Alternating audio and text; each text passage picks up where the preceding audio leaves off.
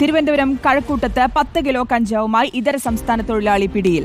പശ്ചിമബംഗാൾ സ്വദേശി ദേബരഥ സർക്കാരാണ് പിടിയിലായത്. ഗോപാൽ ഷീലാസനൽ നൽകും വിവരങ്ങൾ. ഗോപാൽ, എപ്പോഴാണ് ഇയാളെ പിടികൂടിയത്? ശ്രുതി, ഇന്ന് രാത്രിയാണ് ഇയാളെ പിടികൂടിയത്. 10 കിലോ കഞ്ചാവ് ഇയാളിൽ നിന്നും എക്സൈസ് സംഘം പിടികൂടി.